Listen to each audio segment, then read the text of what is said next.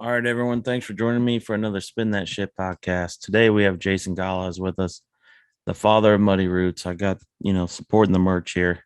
I don't know, it's been about a month or so. I went to the festival, been 3 different times now, and every time it's been amazing. And this festival, it's like no other on earth. You have to go if you haven't. The lineup is just a blend of all kinds of roots music. So if there's something there you don't like, I'm sure there's something there that you will love. And it's just a good time altogether. So we're going to talk to him and pick his brain about some stuff and how he got this whole thing rolling. First, you got to say, please visit us on Instagram, Facebook, subscribe to the YouTube page, all that good stuff. We're trying to grow this a little bit. Other than that, appreciate all the support and sharing videos and liking stuff online. We're starting to pick up quite a bit. So let's go talk to Jason.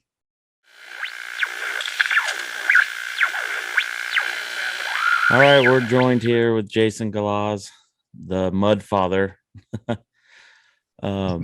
Basically, I just want to pick your brain, man, how you started this awesome festival that, so many people love and enjoy. It's been going on for how many years now? Technically 12, if you count our 13th floor year of 2020. Right. That was supposed to be our 11th. So I don't know if I count that year or not. Yeah, I didn't really. Yeah. I was like, we didn't really have one, but we're supposed to. There was a whole lineup. We just could only bring some of them back. Right. So how did this all start? Like, what gave you the idea and what kind of gave you the platform to just go out and do it? It was really just a bunch of bands I wanted to see that didn't really play anywhere altogether. I started kind of booking. Well, I wanted to see them, so I started booking them in Nashville, Middle Tennessee, East Nashville mostly. And I just had the idea, like, oh man, wouldn't it be cool if they were like all in one place? And it was just that simple. I was like, I'm going to do a festival, and then of course you think it's going to be a success right off the bat, and it's like total financial failure for sure. Like, don't start festivals. Yeah, the first year we had like 336 like $30 tickets for sale. That sold the first year. $30 a pop. Yeah, it was fun. But it was expensive. Right. Yeah, a lot of moving parts. Yeah, I didn't know anything about festivals. In fact, I didn't come from like putting them on. Mm-hmm. So like I didn't even know what backline was for like the first. Not a musician, so people would just show up and play. Yeah. So you're originally from California, right? Yeah, Southern California, Riverside, San Bernardino. Okay. So what brought you to Tennessee? I just like 15 years ago just came to visit my grandparents. Yeah, that's cool. I think I'm gonna live here. Just went back, closed up my print shop, sold a bunch of stuff, and drove out. Yeah, not a bad deal. It was like, I was tired of like crime and everything's expensive, and let's just go start a new chapter. Right. I stayed. Yeah, Tennessee's a great state. Yeah, I love it. I couldn't do Muddy Roots in California. Like I could do an event, but it wouldn't be the same. Right. It's just a different culture, and there's different rules and laws, and people are different. I mean, in general, right. Definitely more rambunctious. So like at Muddy Roots, we have like, I don't know, a couple thousand people, sometimes more, sometimes less. And there's not like fist fights or we don't have any security. Excuse me. Yeah, that's one thing I've never really seen anything that's just crazy, and that many people in an area, and especially when you have drinks involved, and now everyone's kind of, they're all there for the same reason. Everyone's kind of on the same page, and it's kind of like a giant family, Yeah, it's like you still get some dumbasses, but you don't get like a whole bunch of them. Right. Yeah. Oh yeah. There's always a bad apple in one, Yeah, but for the most part, out of everything I've seen, like it's been pretty low key as far as that goes. yeah, it's pretty chill. Um, so talk about the blend of the bands that you bring. You have a lot of punk mixed with country folk. What made you think like to even mix that? Some people wouldn't even probably go that direction. Yeah. So it kind of started off with like at first I was kind of like, man, well, for one, the whole point of Mighty Roots is supposed to be like something that's kind of like rooted in roots. It comes from roots, but it's muddied up, it's blended in. So like the first like bands that I ever started booking altogether were a mix of stuff. So you got some like punk rocker guys with banjos, or some blues guys that sound more like heavier, like more like punk rock. Um, and so that led to kind of like, well, when you see these like actual like bigger bands, like big punk bands or big metal bands or big country bands or any of the sort, whoever's touring with them is like the one that's gonna like grow. They're gonna grow their fan base. And so we thought, well, we'll just book those guys and put our bands as the opening ones, and maybe they'll grow. And so it was kind of like a mixture of that. And Yeah. then I think it kind of spiraled into, playing a small part in something that's bigger to where, so like we used to go to a lot of events like Folk Alliance, Americana Fest, IBMA, which is a bluegrass one, all these Hmm. events and part of them. So we'd set up like a booth or like have bands in a room. And, 8, 9, 10 years ago, we were like the total outcasts. We started like pulling in, and if you were at this conference, but you weren't like total traditional, you probably hung out in our one like our group. Now you go and there's like entire um it's like a big part of the scene now to be on the fringe. So just played a small part in that. Yeah. Now you've also kind of spread out, I've noticed. I've been to three um Muddy Roots festivals. This last one was the only one where I was there the entire time. The other two I was just single day. Hmm.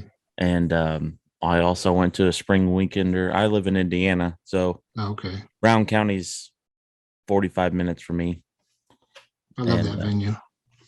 it's a great place. Yep. Yeah. Uh, Southern Indiana is really nice. It starts to roll pretty good. You get a Tennessee feel there for sure.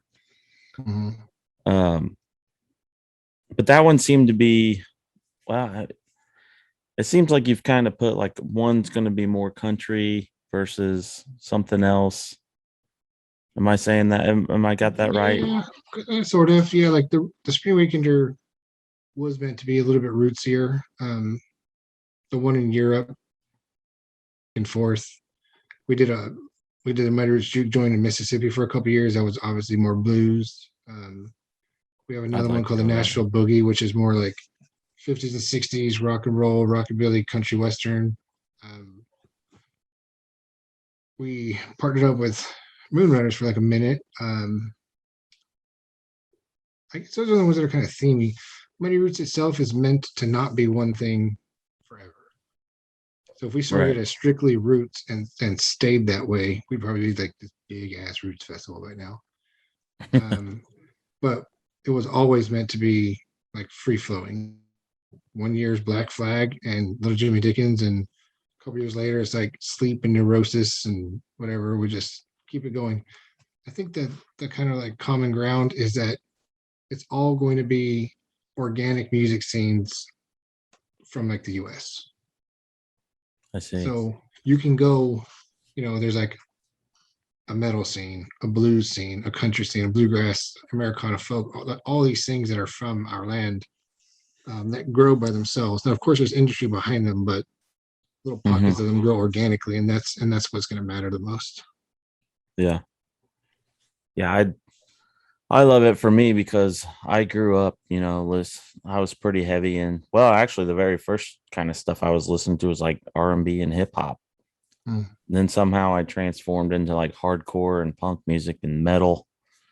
in like in my early middle school or something, then turned into like heavy stuff. And somewhere around age 20, I got into bluegrass. It's the Okay. weirdest thing. And now I play banjo and love country music. It's just so Muddy Roots is perfect for me, you know. That's what I tell people, like strangers, like if I just some random, like, what's Muddy Roots? Or what they'll say it wrong, what's Muddy Boots or something. Muddy Um, Boots. yeah. Or Muddy Waters or Muddy Rivers, I hear it all. But I usually tell them the same thing. Like if you grew up in some sort of rock scene or something else, but now you listen to country or bluegrass or some or folk, you probably like our field. But if you grew up listening like strictly traditional and you prefer a traditional setting and you see, Ralph Stanley as a headliner, you're probably not going to like it because it's a totally different party. Same music, a totally different party. And you can see that. Like, of course, Ralph Stanley has passed away, but if you look Right. at his YouTube videos, I call them like lawn chair shows. It's like everyone's on a Hmm. lawn chair and they finish the song, they're kind of doing this. But if you Google Ralph Stanley Muddy Roots and you see him perform and you see the crowd just light up like he's a rock star, which he is, it scares Right. you even. He's like, whoa, what's this? That's the difference. It's like same thing. That's And great. by the way, I'm on a personal level, I'm actually more hip hop than any other music. Really? That's I yeah, mean, yeah. I that's was like great. high school years. So still like 90s hip hop was like my number one, Yep. which is 90s why I is threw in the Jizza one year. yeah, I saw that. I didn't make that. What was that 2019? I think it Yeah. was. I remember seeing it. I didn't make it, but I was like, man, that is awesome. Really mixing it up then. Yeah. And it's like the whole thing is like, you know, people sometimes get caught up in being something. And it's like, come on, like you haven't been one scene your whole life. Like it's not pretend we don't have other CDs. Like pretend you don't like Jizza. Like we all like Wu Tang. Come on. Yeah, I so, know. so like it's almost kind of like calling bullshit on our seriousness of putting labels on ourselves. Like, well, let's put in some other, Yeah. and that's an organic form of American music as well. Hip hop Oh for yeah. sure. 100%. Can't argue that. Yeah. Um, so all these years, like Ralph Stanley is one of my all-time favorite. He's the reason why I picked up a banjo and he played here. We got the Bean Blossom Park here, the Bill Monroe, Mm-hmm. and awesome venue. And I saw Ralph there play. And like you said, everyone's in lawn chairs. But when he played Oh Death, everyone just shut up and you could just hear the Mm. crickets and like every hair on my body just stood up, Yeah. It's just remarkable. Uh, and for you to book guys like that and them to do it is just amazing. Like I love the mix. I love the blues, Jimmy Duck, when Yeah. those guys. This year, Cedric Burnside was amazing, and you know, just I don't know. It did. I don't think anyone else can even try and come close to recreate what you guys are doing out there. I appreciate that. Are you I mean, obviously you want to grow it and make as much money as possible or whatever the main goal is, but um I hope it doesn't get That's too actually not big. the goal. That's It's not the not goal at all. No, no, okay. it's never Good. really made money. I've gone into debt heavily many times, um, You've hosting been the more in debt events. than came out ahead or even broke even. Yeah, like notoriously, to where I have to do my day job. I mean, there's even like articles about it. Like we first year was like we lost 10, or I lost $10,000. But at that time, I was just printing shirts, so I had to print shirts for like a whole year to pay off the debt. Um, Now I'm a realtor, so a little bit more big boy money, and um, and that's good because it keeps it safe. So because it's not meant to be commercially successful. It's not. I don't want it to go dead either, but it's not meant to be something that grows to like 80,000 people or nothing. I just want like a few thousand, or maybe do another couple pocket events or help someone do theirs. Yeah, that's great. I've I just most people would probably get into it for the wrong reasons. And I like that you said that because I would feel like if I was in the right position, I would do something like that. Uh, it's about the music, Yeah, yeah. Putting the music in context is the difference. To hear right? one song at like a sterile venue or like an $8 water bottle and like you've been patted down and it's just like a very sterile place doesn't do the music justice sometimes. Yeah.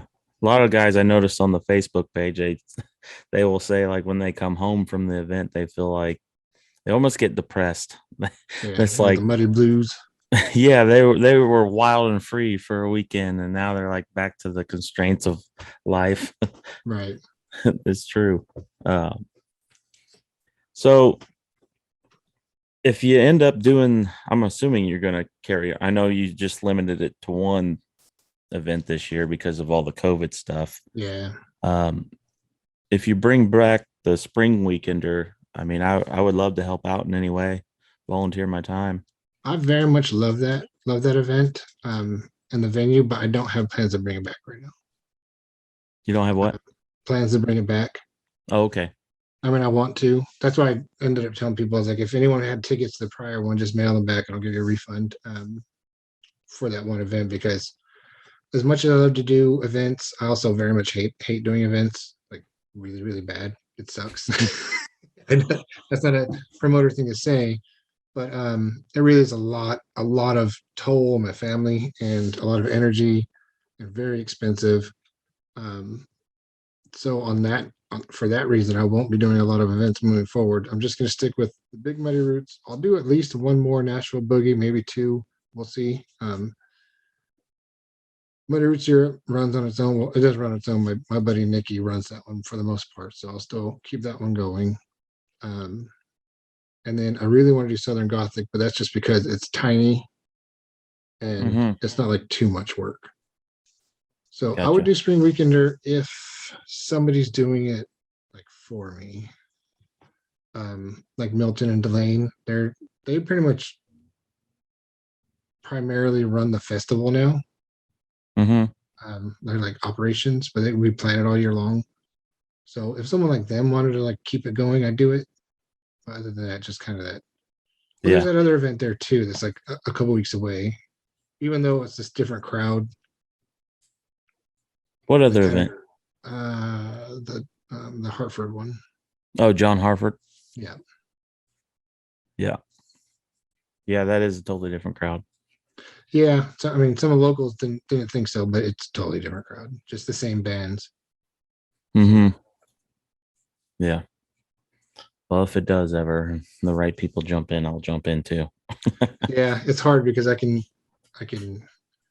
sell the home and provide for my family, or I could go spend like 5 days away from my family and make no money. Right. After 12 years of that, when I have a little 3-year-old, so I have to think about her future. Yeah, your priorities have changed. Yeah, I'm sure of that. like Once the little buzzkill, ones get geez. involved. So we'll see. Who knows? I don't know. Every time I say something, like proclaim something, life makes me change my mind anyway. So who knows? Right. Um, I noticed you put something up. I don't know where I saw it. Maybe it was Facebook. You said something big was in the works, but it was top secret. Just a lot of different things that we're doing. So I don't really want to do shows, but I am going to do some like underground ones that aren't at venues. Um, some I've only got 2 of them planned right now, and I can't announce them yet, but they're super rad and they're fun, and they're not going to be like I'm not going to charge for them. So we'll announce those hopefully sometime soon. One of them's not till May, and one of the shows might actually be next month, but we'll see. Um, So it's like an underground setup, basically. And it's a free, yeah, kind of like a surprise show in someone's house or something. exactly. Like just like as if we were in high school again. Like, oh, I That got a band. Let's go meet it. You know, that my is buddy's awesome. backyard or something like whatever behind a record shop or Just have a cookout and bam, and everyone's there. just old school. Yeah. Yeah, just keep it old school. Like take the industry out of it. Yeah. I love that. That's Um, awesome. I'll be watching for that for sure.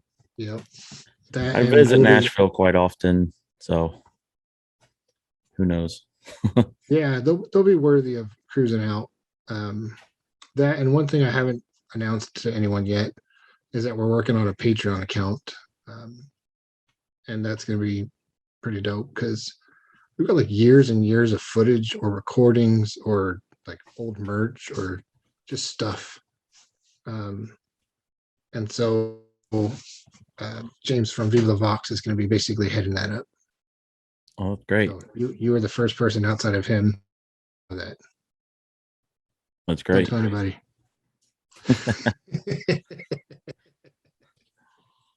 I don't know. The whole world may know. It's on the whole world. Yeah. Interweb now. Good deal. That's exciting stuff. I know we're a long ways away. Is there anybody that's confirmed that said, hey, we want to play next year or anything like that? Yeah. There's a good handful of people. Well, I don't know. I haven't confirmed it yet, but Monolord is for sure asking to come finish their booking. And so we'll see if we can make it work. Mm-hmm. But that's not an announcement because they're not booked yet. And the other ones will actually be announcing a little bit later. I'm not really booking yet. There's just a few people that I won't say no to. So yeah, it's like, oh yeah, of course you'll play next year. A few of those type of people. But I don't want to book yet because I need my mind to be clear of the festival because I'm not all like obsessed about it, and then I won't do my day job. And then a bunch of people will start asking to play, and then that's distracting. And then it looks rude because I'm like too busy working and I don't respond to like 50 people. So I'm just trying to like compartmentalize. Right. We'll book in a couple of months and start announcing. I don't know, like New Year's or something. I don't know, something like that. Yeah. Start 2022. Start announcing. Yeah. I do kind of I do like this idea. Like this year we toned it down a little bit. As far as like, well, I tried to book less bands, but we still had like 60 or something. And there's more time or more focus on the bands that are playing. So I don't know what that means yet, but I liked it being less stressful this year. It's got to be fun for us too. Right. Yeah. After 12 years, it's like really starts to not be fun for the crew. And so I was like, this year's got to be fun, and it was more fun this year. So I want to do that again. Yeah, I liked the block, how it was lined up and stuff. The way the times are set for certain bands and stuff. It just flowed good, I think. So yeah. I tried to like. There's like 3 columns, wood stage, 10th stage, little stage, and the 2 bigger ones. I try to like make them do this through the day. So if you like this kind of band, you don't have to wait 2 hours for the next one. You could just kind of like go to the wood stage and then weave back to go that. That way they're not competing. Right. You want like a metal band and a metal band at the same time. That splits the crowd. Sucks. Pisses people off too. So we try to do that, but then if someone's late or someone got sick or someone canceled, that kind of messes it up a little bit. Yeah, you got to improvise. Yeah. Never know. Good deal, man. Well, I'll probably be there next year. Cool. And thanks for joining me and give me some insight on the little details. Yeah, little hints. Yeah. You're speaking of having some hip hop influence in there. If you ever did, I'm a big fan of Yellow Wolf. And he came out a couple years ago. Did he hang out? Like, yeah, just to hang out. Like was riding his motorcycle up and down Vendor Row. Okay. Yeah, I've talked to him a couple of times. He's a great guy, but now he's writing a rock and roll album. So I guess it wouldn't be necessarily a hip hop show if you did to come to something like that. Yeah, I don't know if it'd be a good mix of crowds, but we'll see. I almost booked Cool Keith this year just to curveball it, but I decided not to. Like last minute. There's been a few times where I was like, well, maybe Bone Thugs or like maybe like just whatever. I think it would. I think names like that, especially from the 90s that are like iconic, that's been around forever. Like, I don't see how anyone from any background wouldn't like to see something like that. Yeah, and if they don't, I don't care. They can go back to their camp. Like, yeah, you don't have to see every plenty band. To do. I go to other festivals and I'm not going to go watch every band. And some people are like, oh my God, I'm not coming. It's like, it's just like, if you don't like a restaurant, don't go there. Don't go to that stage if you don't like that band. Yeah. Stick to the ones you like. Keep it cool. So who knows? I do like the DJ tent idea. This year, I think I had it 2 sectioned off. Yeah, it was hard to see what was going on. Yeah. Open the sides or whatever, but I remember going in there. I like the kind of like old Well, one of the guys, he does like a lot of like old 60s ska and stuff and like Northern Soul and I don't know, just that kind of like upbeat, chill stuff. I'm digging that. So maybe more of that. I don't know. Yeah, more of the one thing people didn't go to. That's how my mind works. I don't know why. Make it Well, I'm work. gonna hop off here because I gotta go put the kid to bed. I All right, appreciate you Jason. having me on. I appreciate it, man, and we'll see you in the field, hopefully. All right, brother. Have a good night. All right, later.